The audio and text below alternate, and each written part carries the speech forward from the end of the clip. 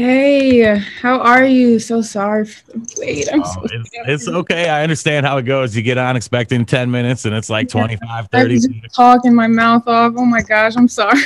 No, it's all okay. It's okay. I really appreciate your time, Nevaeh. It's such a pleasure. Thank you for having me. No, What's up? thank you. You're kind of an emerging artist for me. Like I just got turned on to your music recently, and I got to admit, I went down the rabbit hole, and I'm loving your vibe, like the whole '90s R&B feeling that's just to your music. I'm loving it. Thank you. I appreciate it. That's dope. And so, what's going on in 2020? What are you doing this year? Oh my rocket is barking. No, that's okay. Mine's at Um, home. I got a 140-pound Bernese Mountain Dog. Like I can't bring him anywhere. I love big pups. Yeah, he's a tiny one. I bring him everywhere. But 2020, it's been in the house with my dog for the most part. Right? But recording and finishing up the album and just really, it's given me time to just really just be very analytical. To be Just really, honest, really dig into your stuff and yeah. make sure that you're happy with it.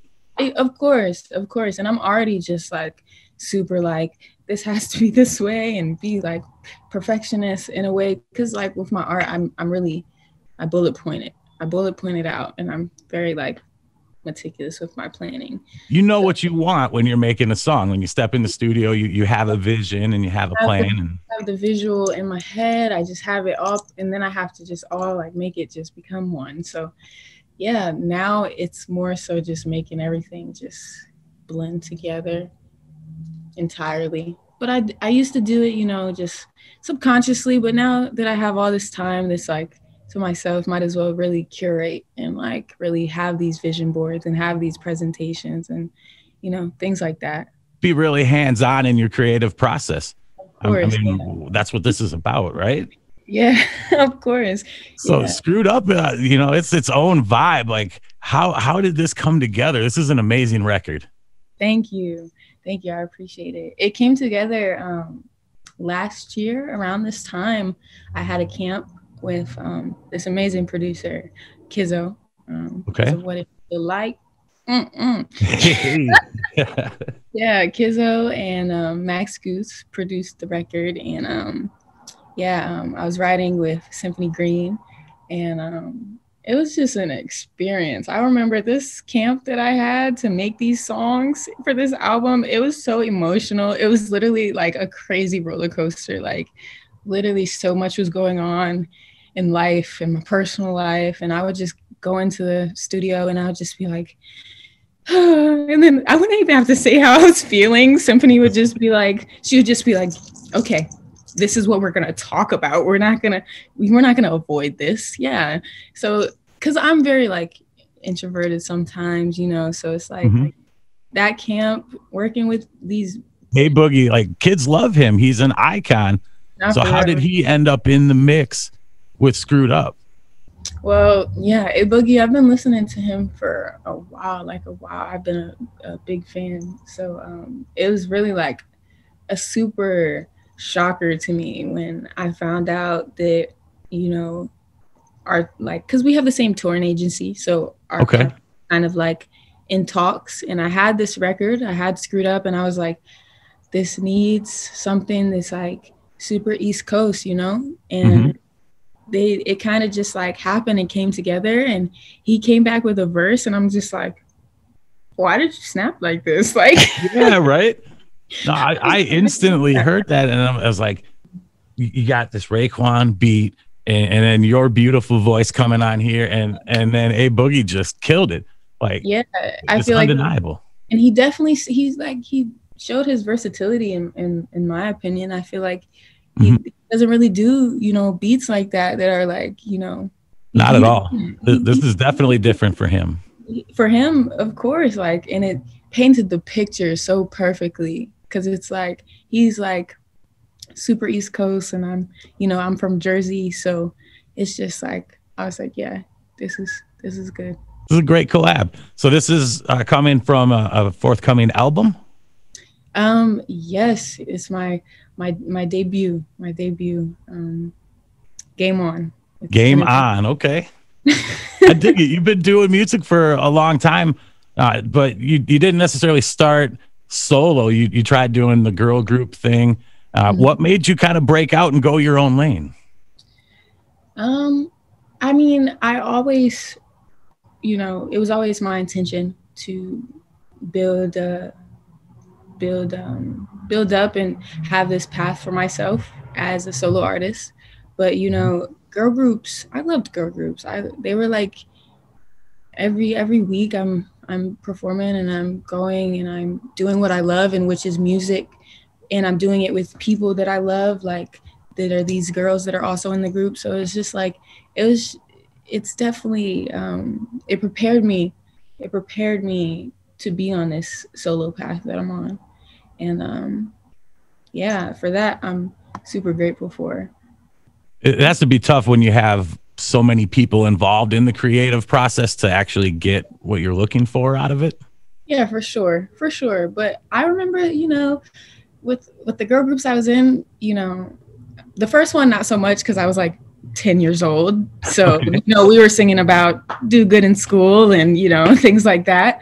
So so then the second one I was like 15, 16. So at this point I've been writing since I was 8. So I'm always writing, I'm always curating, and I already have like, my own recordings, my own songs.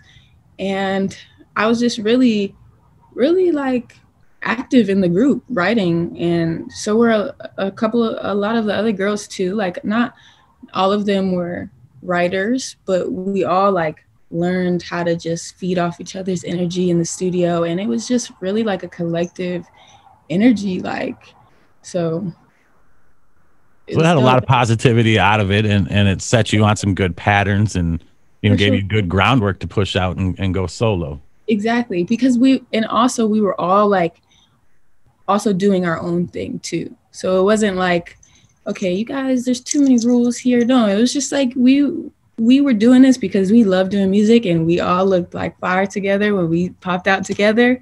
But when we went home, we handled our business. So everybody was super proud of me, and they showed me the best love. And yeah, those that's awesome. Well, congratulations on moving forward. Game on. I'm excited to hear about this. Like, what's coming up with this album?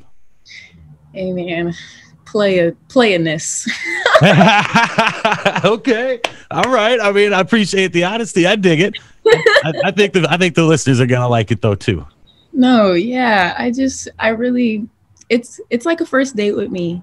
I would explain it like that. It's just me introducing myself and stepping in, this game, like, game on. What's up? You're ready. You're ready.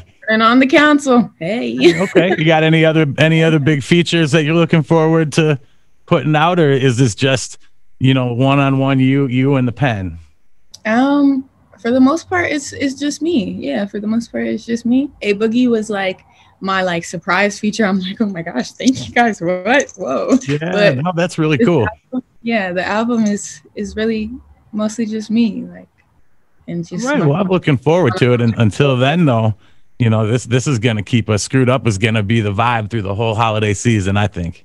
Sure, thank you. I'm looking forward to it. I was catching something in one of your other interviews that you got a tattoo gun and you started doing tattoos. Yeah, I did. I'm not going to show you any of the ones that I started. No, that's okay. Because I'm not the best yet, but I'm going to practice, and I'm going to be really good one day. One day. That's cool though. I love it. Get that entrepreneurial spirit on out there. I just went and got some ink myself yesterday. Oh, snap. That is so dope. Like a 80s ghetto blaster boombox. I love that. And I'm an 80s baby, and I grew up on 90s hip hop. So, just kind of had to pay homage to the old school there, Oh, my goodness. Yeah, that's fire. Thank you. I appreciate that. So I got a couple other your songs that I enjoyed that I wanted to maybe just find a little bit of information about. Old Thing Back, OTB. I really like the vibe on that song. Thank you. Where were you at when you wrote this? Like, what's kind of the vibe? I was going through a drama with my little boo thing. Yeah, it's kind of a breakup. Yeah, it was just trying to like, pull back. yeah, I was just like trying to like really just hold on. It'd be like that. It's definitely I'm not the easiest person to deal with.